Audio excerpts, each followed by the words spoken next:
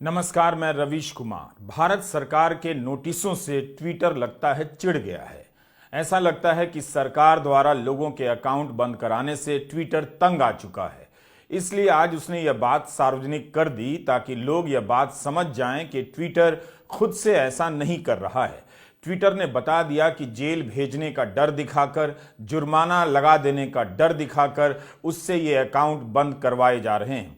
अगर सरकार ही अकाउंट बंद करने के लिए कहेगी तो उसे कानून का पालन करना पड़ेगा, लेकिन ट्विटर इस तरह की कार्रवाई से सहमत नहीं है। ग्लोबल लेवल पर इससे भारत की छवि क्या बेहतर होने जा रही है कि भारत एक ऐसा देश बन चुका है जहां किसान आंदोलन का वीडियो डालने पर, ट्वीट करने पर और सरकार से सवाल पूछने पर लोगों के अकाउंट बंद कर दिए जाते हैं। क्या यह छोटी घटना है कि एक कंपनी पूरी दुनिया को बता रही है कि भारत सरकार उससे ऐसा करवा रही है जिस काम से वह खुद सहमत नहीं? क्या आप तब भी नहीं देखेंगे कि किन खातों को बंद किया जा रहा है और ऐसा करना सही है या नहीं? क्या इसका बचाव करने के लिए भी आपके पास तर्क हैं? जब भी किसी का अकाउंट बंद होता है, हल्ला मच जाता है कि ट्विटर ने उनका अकाउंट बंद कर दिया, लेकिन ट्विटर ने आज सभी को बता दिया कि वह बंद नहीं करना चाहता है। ट्विटर का एक अकाउंट है ग्लोबल गवर्नमेंट अफेयर्स, जहां से उसके आधिकारिक बयान ट्वीट किए जाते हैं। इस पर आज ट्विटर ने अपना पक्ष पोस्ट कर दिया और कहा कि भारत सरकार ने कार्यकारी आदेश जारी कर एक्स यानी ट्विटर को कुछ खास अकाउंट और पोस्ट के खिलाफ एक्शन लेने के लिए कहा है। अगर ऐसा नहीं किया गया तो जेल हो सकती है और भारी जुर्माना लग सकता है। इन आदेशों का पालन करते हुए हमने इन अकाउंट और पोस्ट पर रोक लगा दी है, वह भी केवल भारत में। हम इस तरह की कार्रवाई से असहमत हैं और मानते हैं कि ऐसे पोस्ट पर भी अभिव्यक्ति की आजादी लागू होनी चाहिए। अब आप बताइए, इसके बाद क्या बच जाता है? एक बहुराष्ट्रीय कंपनी दुनिया भर के सामने यह बात बता रही है कि उससे डर दिखाकर वो काम कराया जा रहा है जिससे वो सहमत नहीं। कंपनी कह रही है कि अभिव्यक्ति की आजादी ट्विटर अकाउंट को मिलनी चाहिए और सरकार बंद कराने में लगी है। क्या अब जेल और जुर्माने का भय दिखाकर सोशल मीडिया पर लोगों को बोलने से रोका जाएगा? क्या इसमें भी भारत की जनता को कुछ गलत नहीं दिख रहा? गोदी मीडिया में सरकार से कोई सवाल नहीं, केवल भक्ति है, भजन है। मीडिया में आप अपनी बात रख नहीं सकते तो लोग कहां जाएंगे? क्या लोगों ने चुप रहने की आदत डाल ली है, समझौता कर लिया है? उन्हें इसके खतरे का बिल्कुल अंदाजा नहीं कि उनकी आंखों के सामने क्या हो रहा है। एक ग्लोबल लेवल की कंपनी को भारत सरकार नोटिस भेजकर अकाउंट बंद करवाती है। क्या सरकार नहीं सोचती होगी कि मदर ऑफ डेमोक्रेसी के फादर ऑफ पावर की क्या प्रतिष्ठा रह जाएगी? क्या अब प्रतिष्ठा की भी परवाह नहीं है, केवल सत्ता और कुर्सी रहनी चाहिए? एक कंपनी के कर्मचारी की निगाह में सरकार की क्या प्रतिष्ठा रह जाती होगी जब उन्हें सिर्फ आदेश का पालन करना पड़ता होगा और किसी नौजवान का ट्विटर अकाउंट बंद करना पड़ता होगा? ट्विटर ने अपने पोस्ट में यह भी लिख दिया है कि हम इस राय पर कायम हैं। हमने कोर्ट में याचिका भी दायर की है जो अभी लंबित है। इसमें भारत सरकार के ब्लॉक करने के आदेशों को चुनौती दी गई है। हमारी नीति है कि हम जिनके अकाउंट पर रोक लगाते हैं उन्हें सरकार के नोटिस की जानकारी देते हैं। कानूनी कारणों से हम सरकार के आदेश को प्रकाशित नहीं कर सकते, लेकिन हम मानते हैं कि इन्हें सार्वजनिक करना पारदर्शिता के लिए अनिवार्य है। अगर यह नहीं बताया जाए तो फैसला लेने में मनमानी होने लगेगी और जवाबदेही नहीं रहेगी। ट्विटर का यह पोस्ट पढ़कर किसी को भी शर्मिंदगी होनी चाहिए कि हमारा देश कहां पहुंच गया है। क्या आपको लगता नहीं कि इससे सरकार की दुनिया भर में छवि खराब होगी? आज ये कंपनी अभिव्यक्ति की आजादी के मामले में भारत सरकार की इन हरकतों पर सवाल उठा रही है। उसने जो किया वही सही रास्ता है। किसी की आवाज दबाना गला दबाने के जैसा है, हत्या के समान है। इस अपराध बोध को एक कंपनी ढो नहीं पा रही होगी। उसे भी लग रहा होगा कि बहुत ज्यादा हो रहा है, अब और नहीं।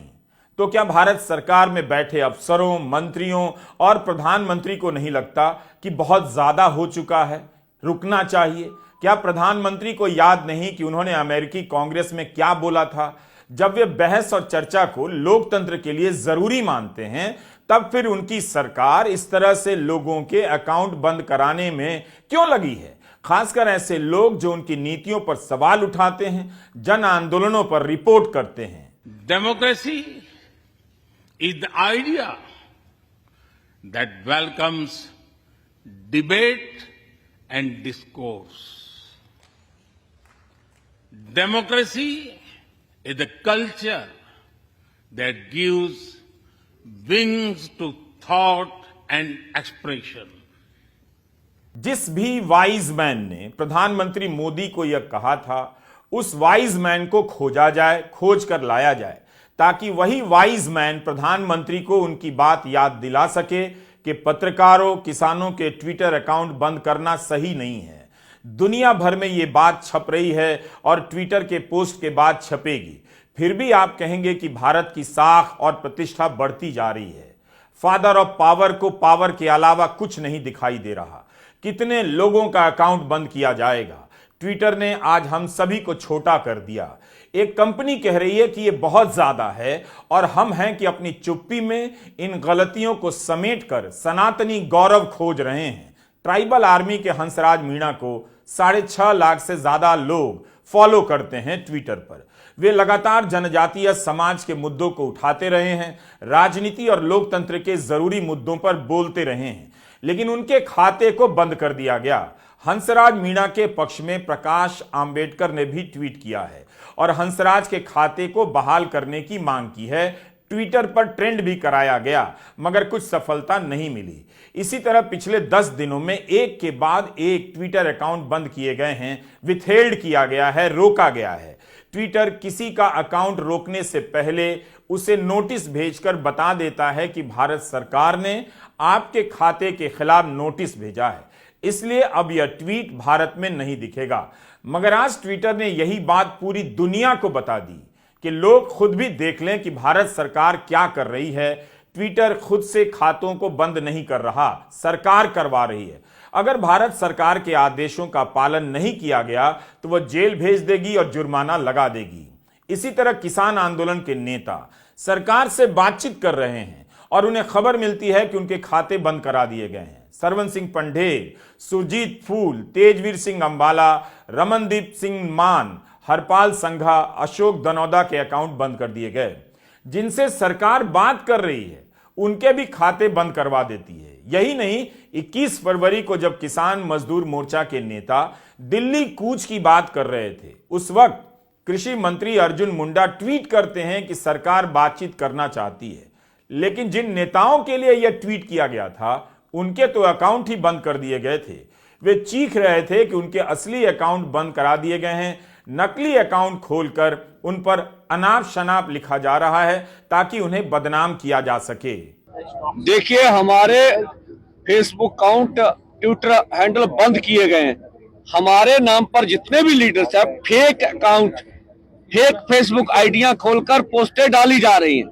हम कृपया आपके माध्यम से अनुरोध करेंगे पूरे देश को कि उन पे यकीन मत करें। हमारे ट्विटर हैंडल और हमारे फेसबुक पे बंद पड़े हैं और डुप्लीकेट चीजें जाके भड़काई सामग्री सरकार के द्वारा डाली जा रही है और यहाँ शरारती तत्व सरकार के द्वारा भेजे जा चुके हैं। हम इस सभी को इस मोर्चे की रक्षा करने पड़ेगी और इसको पीसफुली ढंग से चलाना पड़ेगा। आप जानते हैं कि गोदी मीडिया किसानों को किस तरह से पेश कर रहा है। किसानों को अगर अपनी बात रखनी हो तो वे कहां जाएंगे? बाजार में जो उगाते हैं उसकी कीमत नहीं है और सरकार से जब बोलने जाते हैं उस आवाज के लिए कोई मंच नहीं है। मीडिया रिपोर्ट है कि किसान आंदोलन के दौरान 177 अकाउंट बंद किए गए हैं। इनमें वो पत्रकार भी हैं जो अपने YouTube चैनल के लिए रिपोर्ट कर रहे थे, किसानों की बात गांवों तक पहुंचा रहे थे। इन पत्रकारों के ट्विटर अकाउंट भी बंद किए गए। लोग लिखे नहीं उससे पहले ही उनके खाते बंद कर दिए जा रहे हैं। ट्विटर ने भी एक रास्ता निकाल लिया है। वह केवल भारत में दिखना बंद कर रहा है, बाकी इनके पुराने ट्वीट दूसरे देशों में देखे जा सकते हैं। मनदीप पुनिया लगातार किसान आंदोलन की रिपोर्टिंग कर रहे हैं। इस बार आंदोलन के दिल्ली पहुंचने से पहले ही उनका अकाउंट बंद करवा दिया गया, इसलिए मनदीप किसी और के अकाउंट पर अपनी रिपोर्ट डालते हैं। 21 फरवरी को शंभू बॉर्डर पर हुए टकराव का पूरा ब्यौरा रात 10 बजे ट्विटर पर पोस्ट किया है। मनदीप पुनिया वो पत्रकार हैं जिन्होंने पिछले किसान आंदोलन के दौरान जेल में भी अपने पैरों पर रिपोर्ट लिखी और बाहर आकर छापी। प्रेस फ्रीडम का हाल यह है कि किसानों के प्रेस ग्रुप पर रोज सवाल किया जाता है कि आज किस किस का अकाउंट बंद हुआ। बात सिर्फ ट्विटर अकाउंट की नहीं है, पत्रकारों के फेसबुक और यूट्यूब अकाउंट भी बंद करवाए जा रहे हैं। सरकार बिना किसी कारण, बिना किसी तथ्य या असल खतरे के लोगों के पेट पर लात भी मार रही है। उसमें एक नोटिस आ जाता है जिस पे लिखा होता है this account has been withheld pursuant to a legal demand और डायरेक्शन इन योर कंट्री। तो हमें यह समझना चाहिए कि ये डिमांड क्या है और ये डायरेक्शन क्या है। इसमें एक शक्ति है जो section 69A of the information technology act में, जिसे blocking directions issued by the central government बोली जाती है। पर जिस तरीके से इसको सरकार ने इस्तेमाल किया है, मेरे हिसाब से गैर संवैधानिक है, क्योंकि इसमें कोई भी पारदर्शिता नहीं है, ट्रांसपेरेंसी नहीं है और इसमें कोई भी नेचुरल जस्टिस नहीं है। इसका मतलब है कि जो भी किसान आंदोलन के नेता हैं, जो भी पत्रकार हैं, उन्हें अपना पक्ष रखने की कोई भी अवसर नहीं दिया गया है, जबकि और उनको ये ऑर्डर भी नहीं दिया गया है कि क्या क्या रीजंस हैं, क्या मतलब सरकार ने क्या पाया, कौन सी ट्वीट उनकी इलीगल उन्होंने पाई जिसके वजह से उनका पूरा अकाउंट बंद कर दिया गया। मेरे हिसाब से इसके वजह से ये हमारा जो fundamental right to freedom of speech and expression है, जो article 19(1)(a) of the constitution of India में है, उसका उल्लंघन है। क्योंकि fundamental right to free speech and expression reasonable restrictions को में मतलब सीमित कर सकते हैं, मतलब एब्सोल्यूट नहीं है। कुछ कारण ऐसे हो सकते हैं कि सरकार बोल सकती है कि हम सेंसरशिप लाएंगे, पर उसको करने की जो प्रक्रिया होती है वो एक संवैधानिक तरीके से करनी चाहिए, जिसमें दूसरे व्यक्ति जिसको आप कुछ बोलने नहीं दे रहे उसको एक लीगल अपॉर्चुनिटी, एक full fledged hearing, natural justice, transparency, ये सारी चीजें दी जाए। और इसमें एक और चीज है जो हमें देखनी चाहिए, जिसमें जो आम जनता है उसको भी इससे काफी सूचनाएं मिलती है, उसको काफी इंफॉर्मेशन मिलती है। तो their right to receive information which is also a part of article 19(1)(a) is violated because of these Twitter accounts being blocked. तो मेरे हिसाब से तभी ट्विटर ने इस पे एक अपनी ऑफिशियल स्टेटमेंट पब्लिश करी है, जिसमें उन्होंने बोला है कि वो भारत सरकार के इन आदेशों का उल्लंघन नहीं करेंगे, उनका पालन करेंगे, पर वो ये आदेश किसी तरीके से लीगली चैलेंज भी कर रहे हैं, जिसमें उन्होंने कर्नाटका हाईकोर्ट में एक अपील डाली गई है। और अगर हम देखें सेक्शन 69A और ये ब्लॉकिंग शक्ति का दुरुपयोग किसानों के खिलाफ ही नहीं हो रहा, पत्रकारों के खिलाफ भी काफी हो रहा है, जिसमें कैरावैन का एक पूरी न्यूज स्टोरी को ब्लॉक किया गया है और कैरावैन ने इसमें स्टेटमेंट डाली है कि वो भी इसको हाई कोर्ट में एक अर्जी डाल के इसको लीगली कंटेस्ट करेगी। 2017 में प्रधानमंत्री मोदी ने कहा था, मुक्त और जीवंत प्रेस लोकतंत्र के लिए बहुत जरूरी है। बाकायदा उन्होंने ट्वीट किया था। आप देखिए भी कि आज के दौर में सोशल मीडिया बातचीत और सूचनाओं के आदान प्रदान का सक्रिय माध्यम बनकर उभरा है। इसके कारण प्रेस की आजादी में और जान आई है। क्या लिखते समय प्रधानमंत्री मोदी को ध्यान नहीं रहता या परवाह ही नहीं होती कि जो लिख रहे हैं उस पर आगे चलकर अमल भी करना है? 5 साल बाद उन्हीं की सरकार इस जरूरत और जान को कुचल रही है और एक ग्लोबल कंपनी पूरी दुनिया को यह बात बता रही है। फाइनेंशियल टाइम्स ने 2014 में प्रधानमंत्री बनने पर नरेंद्र मोदी को भारत का पहला सोशल मीडिया पीएम लिखा था। बीबीसी और अन्य जगहों पर यह रिपोर्ट भी हुआ। अप्रैल 2023 में उसी ट्विटर के मालिक इलॉन मस्क बीबीसी को इंटरव्यू देते हैं। कहते हैं कि भारत में सोशल मीडिया को लेकर जो कानून है काफी सख्त है। हम भारत में कानून के खिलाफ नहीं जा सकते। अगर हमारे पास यह विकल्प हो कि हमारे लोग जेल जाएं या कानून का पालन करें तो हम कानून का ही पालन करेंगे। आज उसी पीएम के कार्यकाल में सोशल मीडिया पर क्या हो रहा है सबके सामने है। क्या प्रधानमंत्री मोदी को पत्रकारों के ट्विटर अकाउंट बंद किए जाने में कुछ भी गलत नजर नहीं आ रहा? इस इंटरव्यू को 1 साल भी नहीं हुए, इलॉन मस्क की कंपनी ने दुनिया को फिर से बताया है कि जेल और जुर्माना का डर दिखाकर, इस तरह के आदेश जारी कर लोगों के खाते बंद करवाए जा रहे हैं। हम इस तरह की कार्रवाई से बिल्कुल सहमत नहीं हैं। फिर भी ऐसा करना पड़ रहा है। यह केवल अभिव्यक्ति पर हमला नहीं है, बल्कि जीने के अधिकार पर भी हमला है। कोई पत्रकार YouTube के जरिए अपनी आजीविका भी चलाता है। भूखे रहकर पत्रकारिता नहीं हो सकती। जब आप उसका YouTube चैनल बंद करा देते हैं, ट्विटर अकाउंट बंद करा देते हैं, तो उसकी आजीविका पर भी हमला करते हैं।